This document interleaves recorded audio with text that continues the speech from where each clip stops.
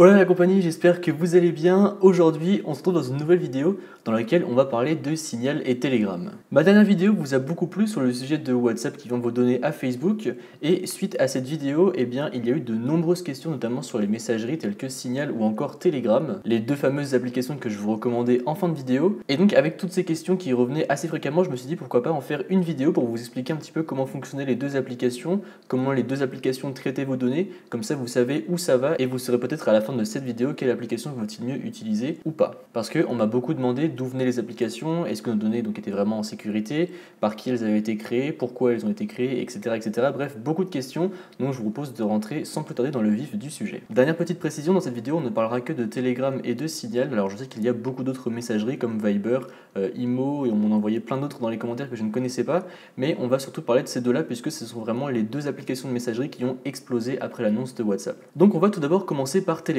Selon Wikipédia, Telegram est une application de messagerie instantanée sécurisée et hébergée dans le cloud. Maintenant, si on regarde l'aperçu de Telegram sur l'App Store, ils se définissent en 8 mots qui sont rapides, puissants, sécurisés, privés, basés dans le cloud, ouvert, créatif et public. Donc à première vue, c'est une application qui donne envie et qui surtout donne confiance aux utilisateurs qui seraient un petit peu réticents quant à l'usage de leurs données. Mais pour comprendre la création de Telegram, il faut tout d'abord retourner en 2006. Donc Paul Durov, un jeune informaticien russe alors âgé de 22 ans, crée le site vContact, qui est un réseau social russe destiné à créer un réseau de diplômés. Par la suite, il se repositionnera un petit peu et deviendra en gros le Facebook russe. Donc tout le monde pourra accéder au site, diplômé ou non, peu importe la tranche d'âge. Donc je vous épargne quelques détails, mais pour faire court, le site explose en Russie, en Biélorussie ainsi qu'au Kazakhstan. Donc les années passent, mais malheureusement les ennuis arrivent. Donc nous sommes en 2011, soit 5 ans après la création de vContact, et une société du nom de Mail.ru investit dans vContact. Sauf que Mail.ru, qui détient déjà Odno Klassiki, qui est le deuxième réseau social en Russie, est une société tenue par Alisher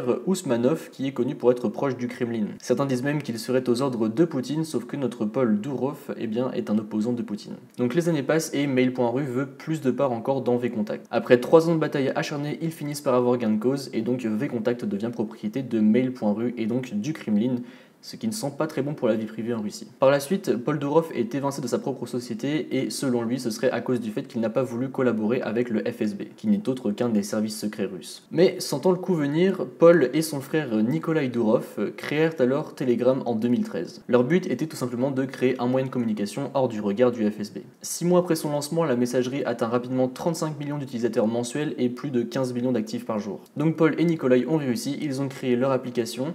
Mais maintenant, on va rentrer un petit peu plus en détail dans cette application, voir comment elle fonctionne et surtout voir ce qu'il en est en termes de sécurité. Donc pour créer un compte, c'est très simple, ça marche de la même manière que WhatsApp. Il faut fournir un numéro de téléphone, un nom, un prénom. Il vous envoie un code de vérification par SMS et le tour est joué. Par la suite, vous pourrez faire absolument tout pareil que sur WhatsApp, à savoir donc parler avec des gens, créer des conversations de groupe, faire des appels de groupe. Et vos données seront également dans le cloud, donc vous pourrez les récupérer sur n'importe quel appareil. Bref, il y a plein d'autres petites fonctions supplémentaires, comme par exemple le fait d'ajouter des bots, donc par exemple pour les sites en ligne qui ont un service après-vente, et bien vous savez on parle d'abord avec un robot, et bien sur Telegram on peut inclure ça justement directement dans les conversations, ou encore il y a une fonctionnalité de messages éphémères, donc ce sont des messages qu'on envoie avec une personne et au bout d'un certain temps ces messages disparaissent. Maintenant, qu'en est-il de vos données? Donc vos messages sont chiffrés avec un code de chez Telegram, cependant vu qu'ils sont chiffrés avec un code de chez Telegram, et bien ils peuvent très bien être déchiffrés par la suite par Telegram, car en plus tous vos messages sont stockés dans des serveurs chez Telegram. Cependant l'application est en open source ou code ouvert, ce qui veut dire que n'importe qui a accès à son code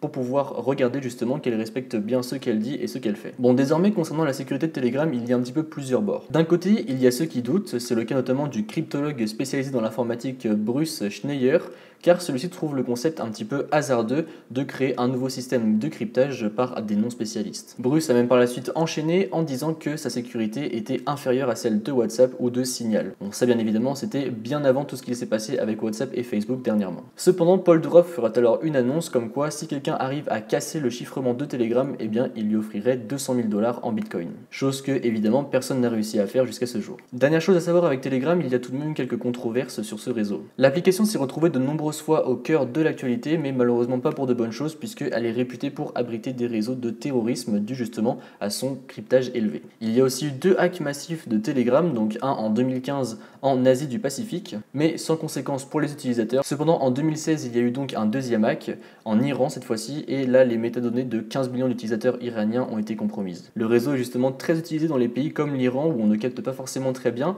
car ce réseau social est réputé pour pouvoir envoyer des messages même si vous le captez très mal. Donc maintenant que vous en savez un petit peu plus sur Telegram, on va désormais passer sur Signal, et ensuite on fera la conclusion sur quelle application devriez-vous vous pencher. Donc selon Wikipédia, Signal est une application gratuite permettant de communiquer de façon chiffrée et sécurisée, et dont le but est d'assurer un maximum de confidentialité à ses utilisateurs. Si on regarde l'App Store, Signal se définit en 5 phrases: protéger vos communications, appel de groupe, messages éphémères, envoyer sans restriction et conversation de groupe. Donc maintenant, si on regarde les antécédents de Signal, vous allez voir qu'il y a vraiment pas mal de choses intéressantes. On va la faire rapide car il y a quand même de grands antécédents à Signal, il y a eu beaucoup de rachats, de transferts, etc.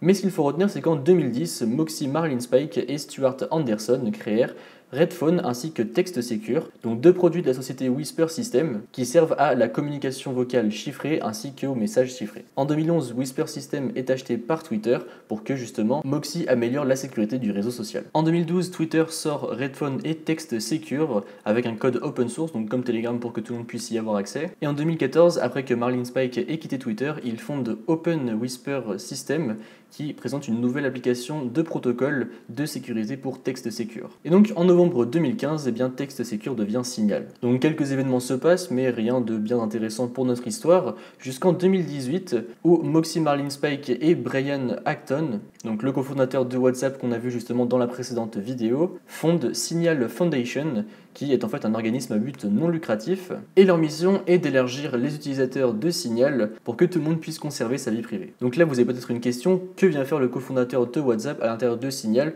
ce même monsieur qui a vendu WhatsApp à Facebook et qui désormais vend les données collectées dans WhatsApp? Et bien en fait en 2017, Brian Acton a quitté Facebook puisqu'il détestait la nouvelle façon de Facebook d'agir avec WhatsApp, qui n'est autre que de collecter les données pour se faire un maximum d'argent. C'est donc pour ça qu'un an après, il s'associe avec Marlinspike pour Signal. Donc pour revenir à Signal, dites-vous qu'il n'y a que 7 employés, dont 2 seulement à temps plein. Car encore une fois, étant à but non lucratif, Signal ne peut pas se permettre de payer trop de gens. Mais au moins ça prouve qu'ils respectent bien leur objectif, qui est celui de ne pas se faire d'argent. Donc maintenant, deux autres questions peuvent se poser. Comment Signal a pu avoir de l'argent pour développer son application, et qu'en est-il de la sécurité? Pour ce qui est de la première question, sur l'argent, il faut savoir que Brian Acton, lorsqu'il s'est associé à Marlinspike, a amené 50 millions de dollars pour pouvoir justement développer l'application. Il a acquis ses fonds en vendant justement WhatsApp à Facebook. En ce qui concerne la sécurité des données, je vous le disais tout à l'heure, mais les appels ainsi que les messages sont chiffrés de bout en bout en utilisant le protocole de chez Signal. En plus de ça, de nombreuses personnalités comme Elon Musk ou encore Edward Snowden, celui qui a révélé certains secrets d'État des États-Unis, recommandent d'utiliser Signal et utilisent eux-mêmes Signal tous les jours. Snowden dira même de ne pas utiliser WhatsApp ou encore Telegram, mais bien d'utiliser Signal, et tout ça bien avant toute la polémique qu'il y a en ce moment. Il ajoutera même avec une pointe d'humour que s'il n'est pas mort à l'heure actuelle, c'est que Signal est assez fiable. Donc vous pouvez chercher sur internet si vous le désirez, mais j'ai découvert qu'en fait il y avait énormément de gens qui utilisaient Signal, ou du moins plus que ce qu'on pouvait penser, par exemple dans les gouvernements et là où on traite des données un petit peu sensibles, et bien ce n'est pas nouveau que les gens utilisent Signal. En ce qui concerne vos données, et bien sachez qu'il n'y a que vos contacts qui sont stockés chez Signal. Tout ce qui est messages, appels, les photos que vous pouvez envoyer, etc., tout ça reste dans votre application, dans votre smartphone, et ça personne n'y a accès, mis à part vous. Donc du coup désormais, quelle application vaut-il mieux utiliser? Et bien avec toutes les recherches que j'ai pu faire et avec tout ce que je viens de vous dire dans cette vidéo, je vous recommanderais beaucoup plus Signal que Telegram. Déjà parce qu'encore une fois, Signal est à but non lucratif, donc on est sûr qu'ils ne seront pas tentés de revendre après leur société pour se faire de l'argent et donc de vendre vos données. Et en plus de ça, le fait que beaucoup de gouvernements, de personnalités traitant des données assez sensibles recommandent et utilisent cette application, et bien ça me conforte dans le gage de sécurité de celle-ci. Personnellement, j'ai utilisé Signal depuis la dernière vidéo puisque, comme je vous l'avais dit, Telegram je connaissais déjà, et donc pour avoir utilisé Signal, et bien j'aime beaucoup l'application puisqu'elle est très clean, très épurée. Je trouve que la qualité lors des appels et des audios est très bonne, je la trouve même meilleure que celle qu'on avait sur WhatsApp, donc franchement pour l'instant que du positif. Maintenant reste encore à migrer tout le monde. Donc voilà, j'espère que maintenant c'est plus clair pour vous. Merci d'être resté jusqu'à la fin de la vidéo car je pense que celle-ci va être beaucoup plus longue que la précédente, et comme d'habitude n'hésitez pas vous à me dire dans les commentaires ce que vous pensez de tout ça. Sur ce, j'espère que la vidéo vous a plu. C'est comme d'habitude, n'hésitez pas à mettre un pouce bleu, à me suivre sur ceux qui se trouveront dans la description et à vous abonner. Allez, salut!